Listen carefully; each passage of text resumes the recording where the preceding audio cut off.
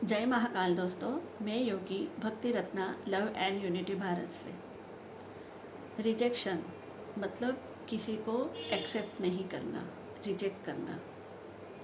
तो ये सिचुएशन हमारे जीवन में बहुत बार आती है। जैसे हमें किसी ने रिजेक्ट कर लिया। बचपन से आज तक की अगर हमारी जर्नी देखें तो ये बहुत जगह पे हो सकता है। जैसे फैमिली मेम्बर्स में हो सकता है कि फैमिली में हमें बार बार कोई व्यक्ति हमें रिजेक्ट करता है। हमसे अ, उनकी जो व्यू है वो हमसे मैच नहीं करते। वो हर बार हमें रिजेक्शन फील करवाते हैं। या फिर काम की जगह पे हम रिजेक्शन को फील करते हैं। हमें बार बार सराउंडिंग में रिजेक्शन को फील करना पड़ता है।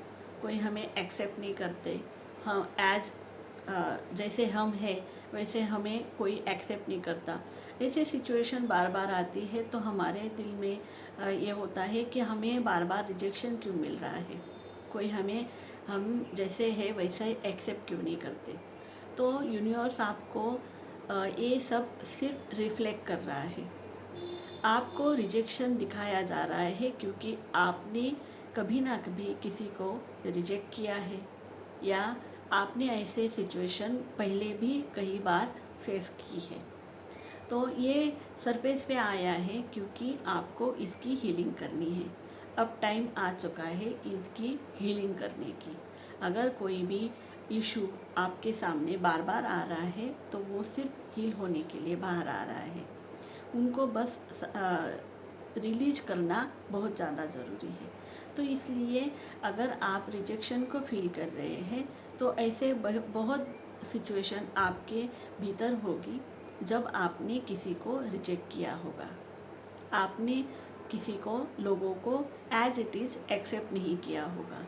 उनमें हम बहुत बार क्या करते हैं, हम हमारे सराउंडिंग के लोगों में खामियां ढूंढते हैं कि ये तो ऐसा है, ये तो ऐसी है, ये तो इसने तो ये गलती कर दी, इसने तो ये कर दिया, आपने ऐसा नहीं करना चाहिए था, ऐसा करना चाहिए था, आपने ये गलत काम कर दिया। ऐसे हम लोगों को रिजेक्ट करते रहते हैं, एज इट इज़ उनको एक्सेप्ट नहीं करते।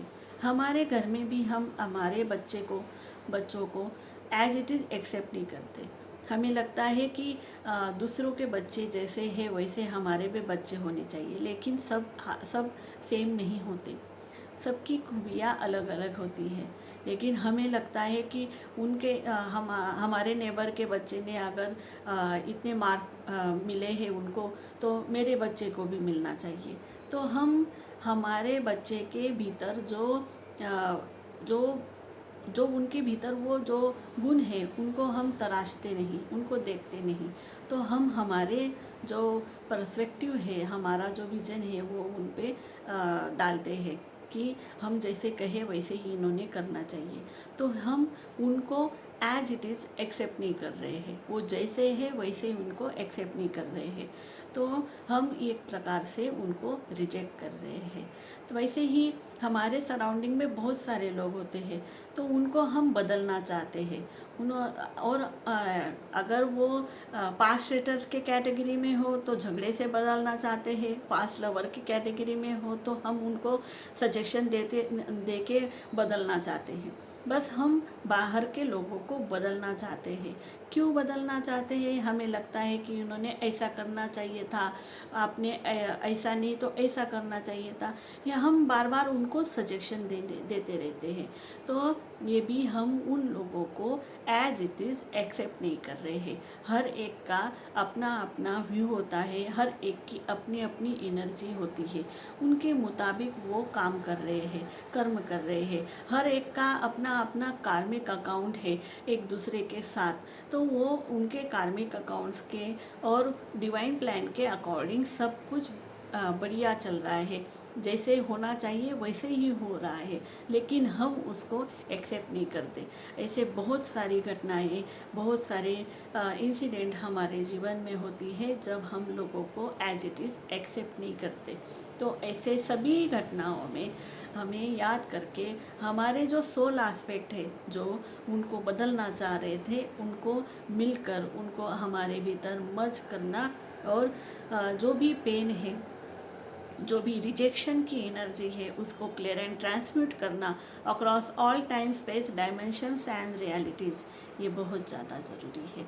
जब हम ये कर लेते हैं तब हम एक स्थिरता में आते हैं और एक्सेप्टेंस में आते हैं कि जो भी चल रहा है वो वैसे ही होना था, ये ऐसा ही होना था, ये लोग ऐसे ही बर्ताव करने वाले थे। ये हम एक्सेप्टेंस में आते हैं और तब हमें जो यूनिवर्स रिजेक्शन बार बार फील करवा रहा है, वो रिजेक्शन की जो इंटेंसिटी है वो धीरे धीरे कम होती है।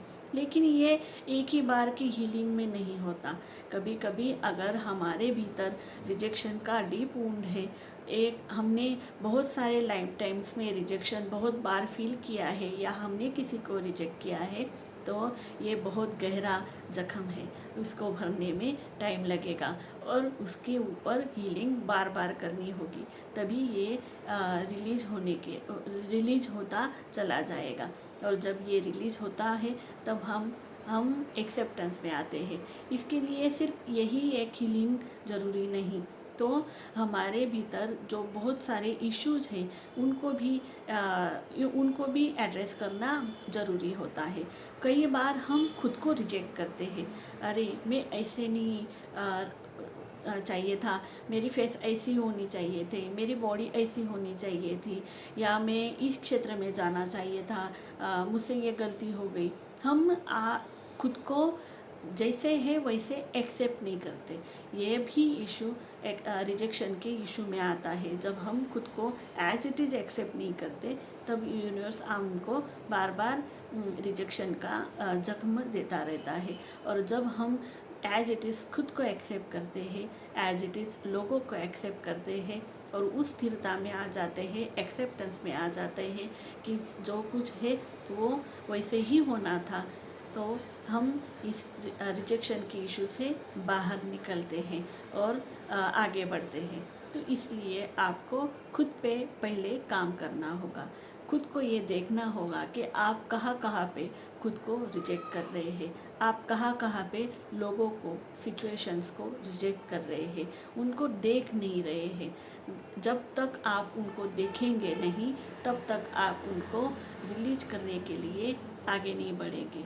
जब हम एक्सेप्टेंस में आते हैं कि ठीक है, जो भी है वो मैं एक्सेप्ट करता हूँ या करती हूँ, और उसके बाद आप हीलिंग स्टार्ट करते हैं, तो रिजेक्शन का जख्म धीरे धीरे भरने लगता है और आप आगे बढ़ते हैं। योगस्थ भव।